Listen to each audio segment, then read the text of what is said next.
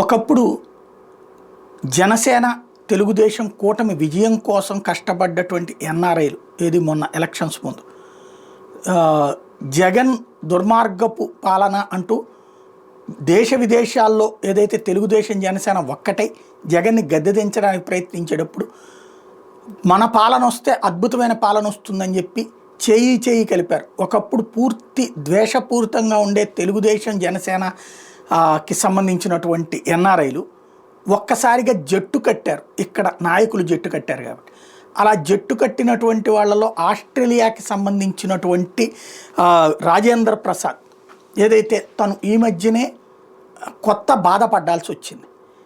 తమకి సంబంధించినటువంటి ఆస్తి వివాదం ఒకటి ఏర్పడటం, తిరుచానూరు దగ్గర జరిగినటువంటి వ్యవహారం, ఆ సందర్భంగా పోలీసులకి చెప్పిన ఎన్ఆర్ఐ తెలుగుదేశం నాయకులకి, ఎన్ఆర్ఐ జనసేన నాయకులకి చెప్పిన న్యాయం జరగకపోవడంతో అక్కడి నుండి వచ్చి ఇక్కడ జరుగుతున్న పరిస్థితులకు పోలీసులకు కంప్లైంట్ ఇచ్చి స్వయంగా వాళ్ళ నాన్నగారు ఎక్సైజ్ శాఖ మాజీ సూపరింటెండెంట్, రిటైర్డ్ సూపరింటెండెంట్ అయినా వాళ్ళ ఆస్తిని కాజేసే కుట్ర జరుగుతూ ఉంటే పోలీసులు వాళ్ళకి సహకరిస్తున్నారంటూ ఆ రోజున చేసినటువంటి వీడియో మరొక్కసారి గుర్తు చేస్తాను. ఆ వీడియో ఒక్కసారి చూద్దాం. ప్రెసిడెంట్ ఇండియన్ది. నేను ఆస్ట్రేలియాలో సిడ్నీ నగరంలో నివసిస్తుంటాను. మాది తిరుపతి. మాకు కొంత భూమి తిరుచానూరులో ఉన్నది.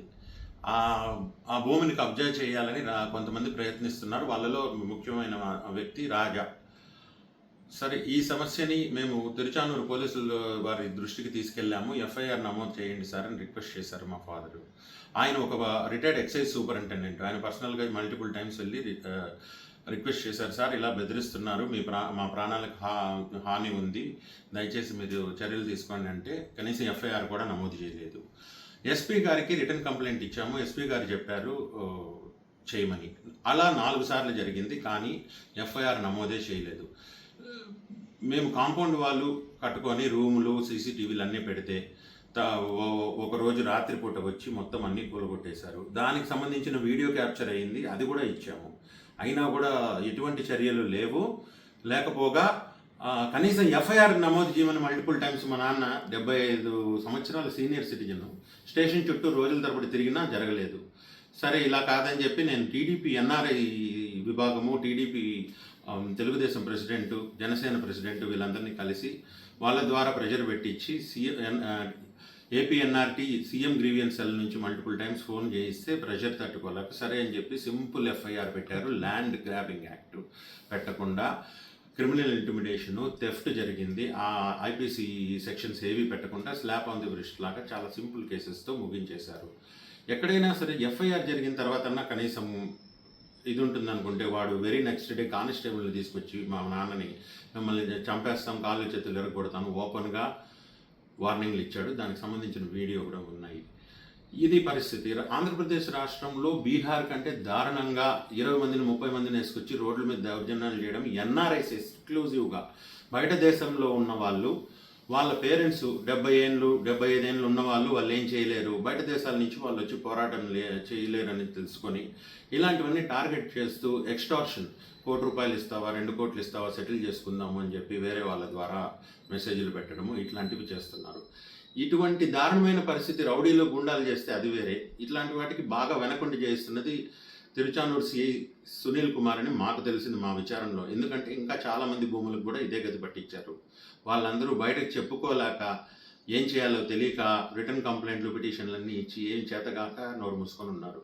మేము ఇంత అన్యాయానికి అడ్డంగా నిలబడి ఎదిరించి పోరాడుతున్నాము. మాకు మీ సహాయ సహకారాలు కావాలి. మా నాన్న ఎన్ఆర్ఐ, నేను ఎన్ఆర్ఐ జనసేనలో యాక్టివ్ మెంబరు. ఇక్కడ మా నాన్న జనసేన కోసము తిరుపతి ఎమ్మెల్యే అభ్యర్థికి చాలా ప్రచారం చేశారు. అదేవిధంగా చంద్రగిరి నియోజకవర్గానికి టీడీపీకి అభ్యర్థి కూడా చాలా ప్రచారం చేశారు. మన కూటమి ప్రభుత్వం రావాలి, మన బతుకులు బాగుపడాలి అని చెప్పి చాలా ప్రయత్నాలు చేశారు. అంత కష్టపడి అన్నీ సాధించుకున్నాక ఈరోజు మా పరిస్థితి ఇది. ఒక ఎన్ఆర్ఐగా ఉండి, రిటైర్డ్ ఎక్సైజ్ సూపరింటెండెంట్గా ఉండి, ఆయన్ని ఒకడు రోడ్డు మీద పోయేవాడు 20 మందిని తీసుకొచ్చి నేను చంపేస్తాను వెళ్ళి చూపించి బెదిరించినా కూడా ఏమీ చేయలేని పరిస్థితి. ఇటువంటి దారుణ పరిస్థితులు ఆంధ్రప్రదేశ్ రాష్ట్రంలో ఉన్నాయి. దీని మీద దయచేసి పవన్ కళ్యాణ్ గారు మీ దృష్టికి తీసుకొని రావాలని చెప్పి ఈ వీడియో చేస్తున్నాము. సార్, మీలాంటి పవర్ స్టార్ ఇట్లాంటి వాటి మీద చర్యలు తీసుకుని ఇటు హోమ్ డిపార్ట్మెంట్ మీరు తీసుకోవాలి సార్. ఊరికే చెప్పగా ఎవరి చేతిలో పెడితే కాదు. కాకినాడ డిఎఫ్ఓ విషయంలో నిర్మోహమాటంగా మీరు ఎట్లా స్పందించారో అందరూ చాలా సంతోషపడ్డాం. ఈయన చేతిలో కదా పౌరణ హోమ్ డిపార్ట్మెంట్ ఉండాల్సింది అనేసి. లేదంటే ఇలాగే ఉంటుంది మా బతుకు. ఇప్పుడు మేము జనసేన కోసం మేము చాలా పోరాడి పార్టీని అధికారంలో తేవాలని 75 ఏళ్ళ వయసు వ్యక్తి రోడ్ల మీద తిరిగి ఆయన చేయగలిగినంత ఇది చేశారు. ఆయనకు ఒక సమస్య వస్తే ఇప్పుడు మాకెవరున్నారు మీరు చెప్పండి. అది సార్ మా పరిస్థితి.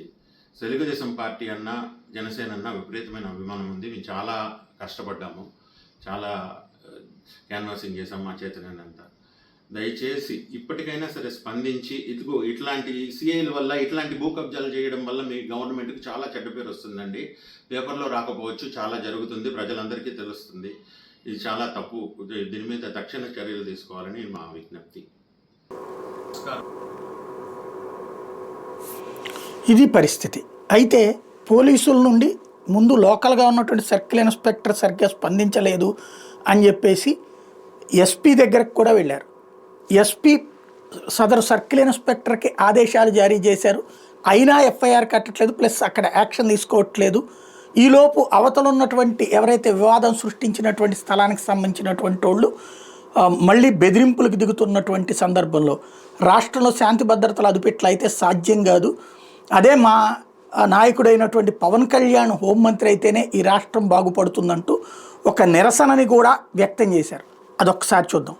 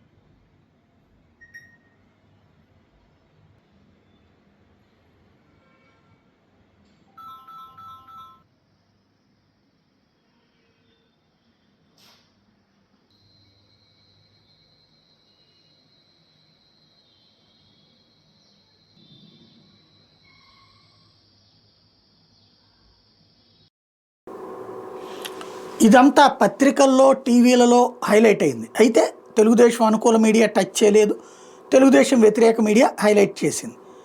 ఇదే సందర్భంలో మనం న్యూట్రల్గా అన్నీ ఫోకస్ చేస్తాం కాబట్టి మనం అప్పుడు టచ్ చేసాం. అయితే అసలు పాయింట్ ఏంటంటే ఇప్పుడు కొత్త కష్టాలు వచ్చినాయి. ఓ పక్కన వాళ్ళకి సంబంధించిన 64 నుండి ఉన్నటువంటి భూమి వివాదం, దాని మీదన ఎవరో కోర్టులో కేసేస్తే కోర్టు కూడా వీళ్ళకే ఫేవరబుల్ జడ్జిమెంట్ ఇవ్వడం, అయినా సరే మేము అది తీసుకుంటామంటూ గొడవకి దిగుతుండటం, దాని వెనకాల ఉన్నటువంటి శక్తులు అతను ఎవరో ఆ గొడవ చేసిన అతను వైఎస్ఆర్ కాంగ్రెస్ పార్టీ అని చెప్పుకున్నాడట. మరి అప్పుడు వైఎస్ఆర్ కాంగ్రెస్ పార్టీ అని కబ్జా చేస్తున్నప్పుడు తెలుగుదేశం ప్రభుత్వం కాపాడుతుంది అనుకుంటే ఇక్కడ కాపాడకపోగా ప్లస్ అతన్నే ఇబ్బంది పెట్టినటువంటి పరిస్థితి. ఒకసారి ఇప్పుడు కొన్ని దృశ్యాలు చూస్తే నిన్న పోలీసులు వాళ్ళ ఇంటికి వెళ్ళి, ఇప్పుడు నా పక్కన బాక్స్లో కనబడుతున్న దృశ్యాలు ఏంటంటే, నిన్న వాళ్ళకి మామూలుగా ప్రైవసీ ఉంటుంది కదా, ఇప్పుడు కంప్లైంట్ ఇచ్చింది ఆయన, అలాగే వాళ్ళకి సంబంధించినటువంటి వ్యవహారం వాళ్ళ నాన్నతో మాట్లాడచ్చు, వాళ్ళ కుటుంబం, కానీ మాట్లాడడానికని వచ్చినటువంటి పోలీసులు వీళ్ళకి సంబంధించినటువంటి వీడియోలు, కుటుంబ సభ్యులు వీడియోలు తీయటం వద్దని చెప్తున్నా సరే వాళ్ళ ప్రైవసీకి భంగం కలిగిస్తూ, అంటే ఆ వీడియోలు పోలీసులకి ఏం అవసరమైంది, ఇంట్లో వాళ్ళ వీడియోలు అందులో, అంటే సంథింగ్ ఒక రకమైనటువంటి ప్యానిక్ క్రియేట్ చేయటం. ఈ విషయాన్ని మళ్ళీ ఇప్పుడు ఆయన ఉన్నతాధికారుల దృష్టికి తీసుకెళ్లాల్సింది. ఇప్పుడు ఆస్తి అయింది, ఆస్తికి సంబంధించినటువంటి వివాదం క్రియేట్ అయ్యింది, సృష్టించింది స్థానికంగా కబ్జాకోరులు. ఆ కబ్జాకోరు నుండి రక్షణ కల్పించమని అడిగినటువంటి వ్యక్తి ఏకంగా ప్రభుత్వంలో డిపార్ట్మెంట్లో ఎక్సైజ్ డిపార్ట్మెంట్ సూపరింటెండెంట్గా పనిచేసిన ఆయన కొడుకు, ఆయన అడుగుతుంటేనే అక్కడ పోలీసుల దగ్గర న్యాయం దగ్గర వచ్చినటువంటి సమస్య. ఇప్పుడు ఆ కుటుంబమే ఇబ్బంది పడుతున్నటువంటి వైనం. ఇది ఏ దిశగా ఆలోచించాలి, అసలు వీళ్ళకి న్యాయం జరుగుతుందా, అసలు వీళ్ళు చెప్పేది న్యాయమా కాదా పోలీసులు వివరణిస్తారా చూడాలి.